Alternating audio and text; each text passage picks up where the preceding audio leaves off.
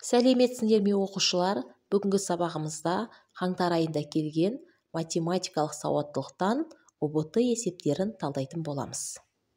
Сабақты соңына дейін көріңдер. Егер сабақ ұнаса, каналыма тіркеліп, қоңырауды басып, лайк басып кетуді ұмытпаңдар. Бірінші есеп. Бір дәптер 18 теңге болса, 130 теңгеге қанша дәптер сатып алуға болады? Қараңдар, бізге айтады, бір дәптердің бағасы 18 теңге дейді. 130 теңгеге неше дәптер сатып алуға болады дейді. Ол үшін біз не істейміз? 130 теңгені 18-ге бөлеміз. 130 теңгенің ішінде 18-ден бізде неше бар? 7-ден береміз. 7 жерде 8-дің бізде 56, 6 түсіп 5 ойда. 7 жерде 1-ін 7 ойдағымен 12 болады. Сонда бізде не шығады екен? 4 қалады екен. Сонда бізде 130 теңгеге біз 7 дәптер сатып алады екен, сол бізге 4 теңге қайтарып береді екен. Сонда 7 дәптер сатып алуға болады деген жауапты белгілесіңдер. Екінші есеп. Асқар тақтаға 1-ден 900-ге дейінгі санды жазды дейді. Ол неше цифр қолданды деп сұрап жатыр. Қараңдар, бұл есепте айтады, Асқар тақтаға әйтеуір не керек? 1-ден 900-ге дейінгі сандарды жазған, ол неше цифр пайдаланды деп сұрап жатыр. Бірінші біз 1-ден 9-ға дейінгі сандар аламыз. Себебі 1-ден 9-ға дейінгі сандарда бізде олар бір таңбалы сандар, әр санда бір цифрдан бар. 1-ден 9-ға дейін бізде 9 сан бар. 9 сан. Әр санда бір цифрдан болғаннан кейін 9-ды 1-ге көбейтіп жібереміз, тең 9 цифр бар. Ал енді бізде 10-нан басталып 99-ға дейін бізде 2 таңбалы сандар, 10-нан 99-ға дейін бізде 90 сан бар. Әр қайсында бізде 2 цифрдан болғаннан кейін 2-ге көбейтіп жібереміз, 180 цифр бар. Енді бізде қараңдар, 100-ден не керек?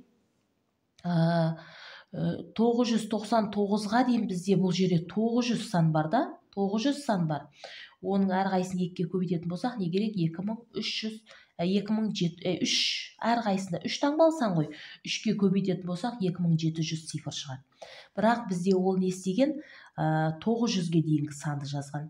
Не керек? Ол 899-ға дейін бізде 800 сан болады да, оған 900 болғаннан кейін не керек? 900 болғаннан кейін бұл жерде 801 сан болады. Енді біз осы 801 санын 3-ге көбейтеміз. Сонда бұл не болады?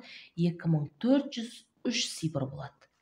Енді біз осы цифрларды естейміз, қосып шығамыз.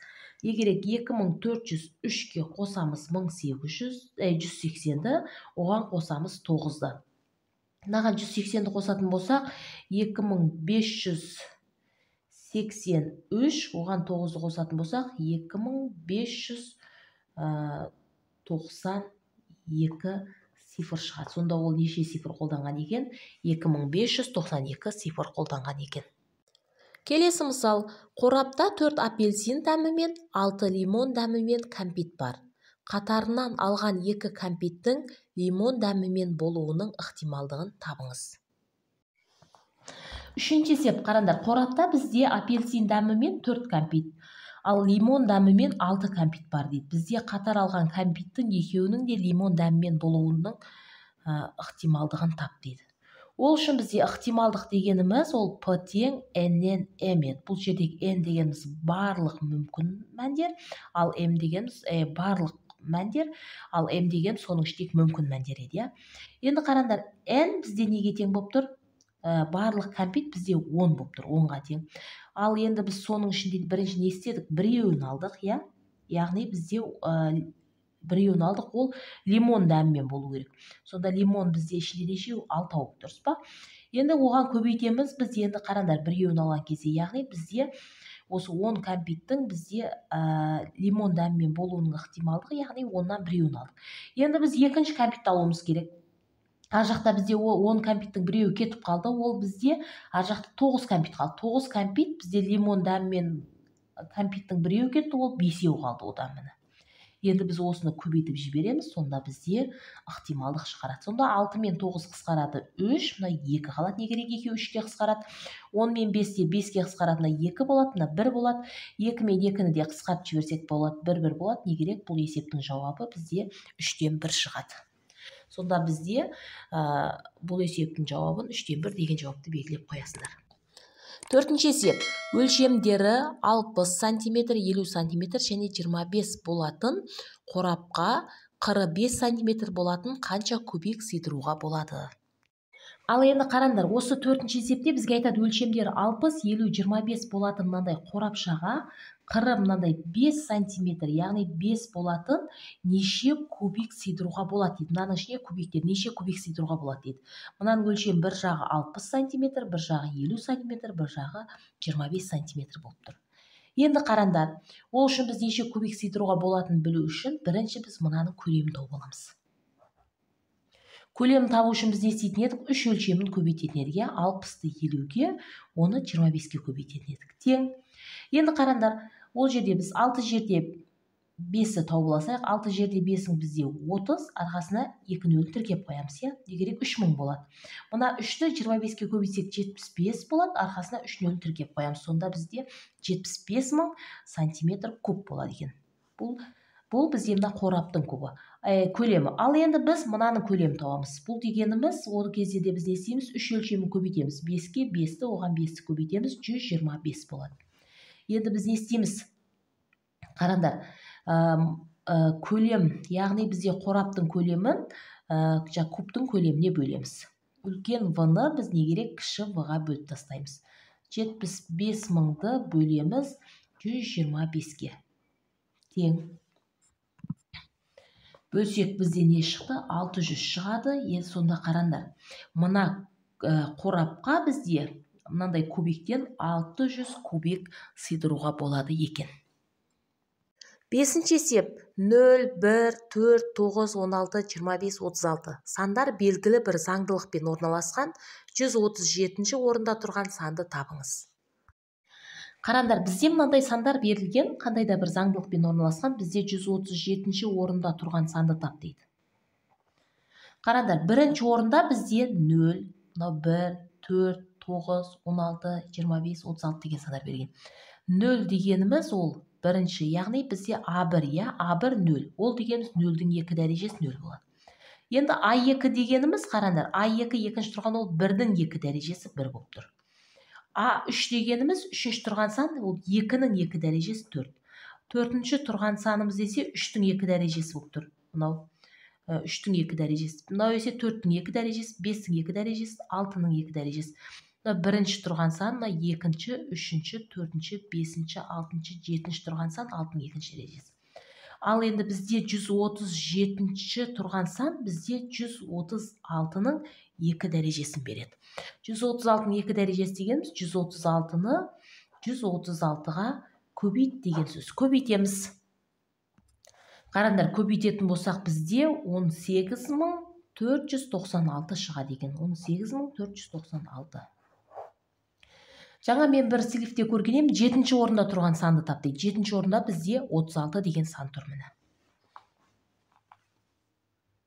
6-ші есеп. Депозитке салынған ақшаның жылдық өсімі 30% болса, бастапқыда салынған 200.000 теңге 4 жылдан соң қанша теңге болады? Қараңдар, 6-ші есепте айтады бізде, депозитке салынған жылдық өсімі бізде 30% болатын болса, бастапқыда салынған 200.000 теңге 4 жылдан кейін қанша теңге болады? Бірінші жылы қарай, яғни 1 жылдан кейінгі есептейік. 1 жылдан кейін, яғни 200.000 теңге болатын болса, басында 200.000 теңгені біз 100% деп алайық. 100% деп, оны біз 30% көбейетін болса, 130%-ын табамыз. X деп. Бұдан X-ы табу үшін не істейміз? 200.000 теңгені 130-ға көбейтіп, 100-ге бөлеміз. Қысқарады, 2 нөл мен 2 нөл қысқарады. Не керек? 2-ні 13-ге көбейтсек бізде 26 болады. Арқасына бізде 4 нөл тіркеледі. Сонда 1 жылдан кейін ол 260.000 болады екен. Ал енді екінші жылдан кейін несі? 260.000. Осы ішінде тұрған ақша тағы да 30% көбейеді.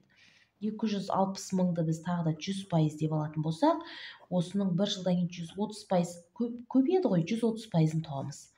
Бұдан X тең 260.000-ды көбейтеміз 130-ға, бөлеміз 100-ге. 2 нөл мен 2 нөлі қысқарады. Ал енді 26-ны 13-ге көбейтетін болсақ, бізде 338 болады, арқасына 3 нөл тіркеледі. Сонда бізде 2 жылдан кейін 338 мың болады екен. Ал 3-ші жылы 338 мыңды не істейміз біз?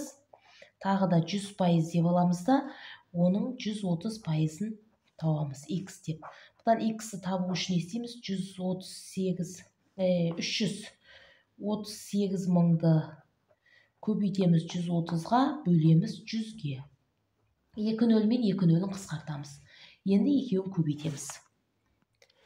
Тең, яғни бізде 338-ді 13-ге көбейтетін болса, 4394 шықты да, оған бізге мына 2 нөлді тіркеп қоямыз. Сонда 439.400 теңге болады екен. Бұл 3 жылдан кейін. Ал енді 4 жылдан кейін қанша болады? Соны есептейміз. Ол үшін 439.400-ді 100% деп аламыз тағы да. Оның осы 130%-ын табамыз x деп.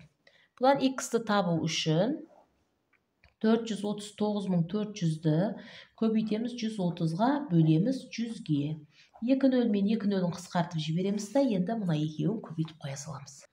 Сонда бізде не керек?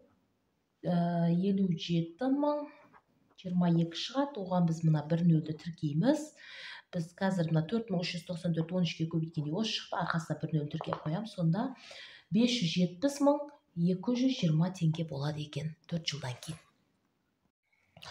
Обе көбейткенде қателесіп кетіппін. Бізде мынау 571.220 теңге болады екен.